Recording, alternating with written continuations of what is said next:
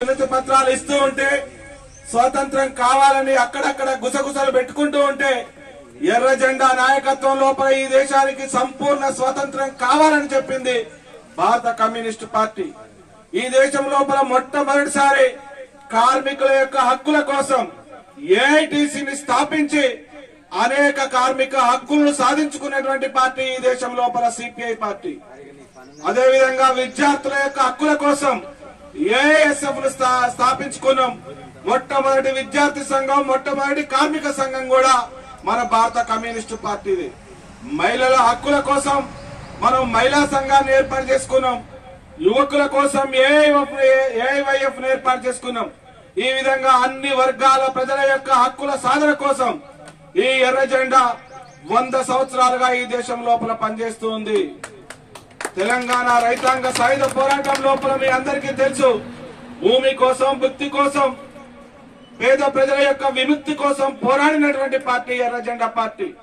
ఈ ప్రాంతం లోపల కూడా ఈ అయ్యగారిపల్లి గ్రామం లోపల ఆ రోజు దొరలకు వ్యతిరేకంగా, ఆ రోజు ఇక్కడ ఉన్నటువంటి ప్రజలకు కనీసం హక్కులు అడిగేటువంటి ఆలోచన లేనటువంటి రోజులలో, దొరలకు వ్యతిరేకంగా నడవాలన్న కష్టమైనటువంటి రోజులలో ఎర్ర జెండాను ఈ గ్రామం లోపల ఎగిరేసి ఈ గ్రామం లోపల రైతాంగానికి కూలీల హక్కుల కోసం, ఆ రోజు పాలేర్ల యొక్క జీతాలు పెరగాలని, రైతుల సమస్యల కోసం ఈ ఒక్క గ్రామం లోపలే కాదు, ఈ గ్రామం యొక్క స్ఫూర్తితో మన పక్కనే కొర్వి మండల కేంద్రం లోపల కొంతం పెంటయ్య గారు, కొంతం చంద్రయ్య గారు, కొంతం పుల్లయ్య గారి యొక్క నాయకత్వం లోపల అనేక పోరాటాలు నిర్వహించినాం.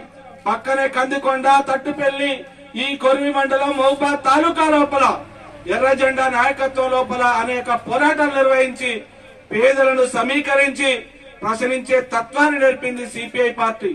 వర్గాలు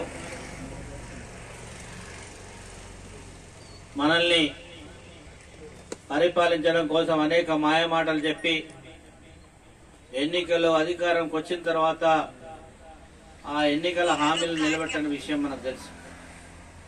కానీ కమ్యూనిస్ట్ పార్టీ దేశంలో 1925 డిసెంబర్ 26 నాడు ఆవిర్భవించినటువంటి భారత కమ్యూనిస్ట్ పార్టీ మన సోదరుడు చెప్పినట్టు ఈ దేశ స్వాతంత్ర్యం కోసం, ఈ దేశంలో నల్లవాడి పరిపాలన వచ్చిన తర్వాత చట్టసభల్లో మన కమ్యూనిస్ట్ పార్టీకి మాత్రమే ఉంది.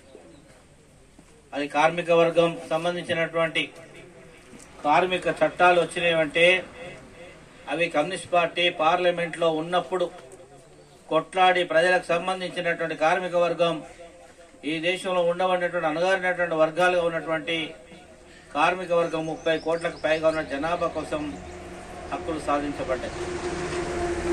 అదేవిధంగా ఇవాళ కేసీఆర్ పెన్షన్ అని ఒకరు చెప్తా ఉంటారు, రాజశేఖర రెడ్డి పెన్షన్ అని ఒకరు చెప్తా ఉంటారు. కానీ పెన్షన్ అనేటువంటిది ఈ నాయకుల చేతుల్లో, నాయకుల మెదళ్లలో వచ్చినటువంటి ఆలోచన కాదు. ఆనాడు భారత కమ్యూనిస్ట్ పార్టీ దేశంలో ఇది 80 ప్రాంతం ముచ్చట చెప్తా ఉన్నా మీకు. ఈ దేశంలో గ్రామీణ ప్రాంతం ఎక్కువగా ఉంది. వ్యవసాయ రంగంలో పనిచేసేటువంటి రైతుతో, చిన్న సన్నకారు రైతుతో ఉన్నటువంటి వ్యవసాయ కూలీలు అందవారికి 365 రోజులు పని దొరకదు. రెండవది,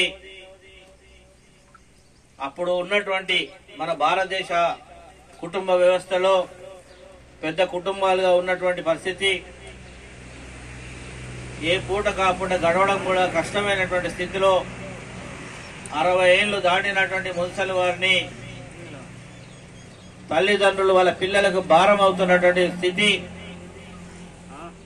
వారికి ఒక భరోసా ఉండాలి. ఈ భరోసా కోసమే ఆనాడు భారత కమ్యూనిస్ట్ పార్టీ బీకేఎంయూ, భారత కిసాన్ మజ్దూర్ యూనియన్, మన దగ్గర వ్యవసాయ కార్మిక సంఘం అని పిలుస్తాం. ఈ సంఘాలు దేశవ్యాప్త ఆందోళన చేయడంతో పాటు మన పార్టీ నాయకత్వం పార్లమెంట్ లో మీరు పెన్షన్ ఇవ్వాలి, కనీస పెన్షన్ ఇవ్వాలని కోరితే 30 రూపాయలతో ప్రారంభమైనటువంటి పెన్షన్ పథకం ఇవాళ 3000 రూపాయలు వచ్చిందంటే అది కమ్యూనిస్ట్ పార్టీ యొక్క ఆలోచన విధానంతో వచ్చినటువంటి పెన్షన్ విధానం. మనం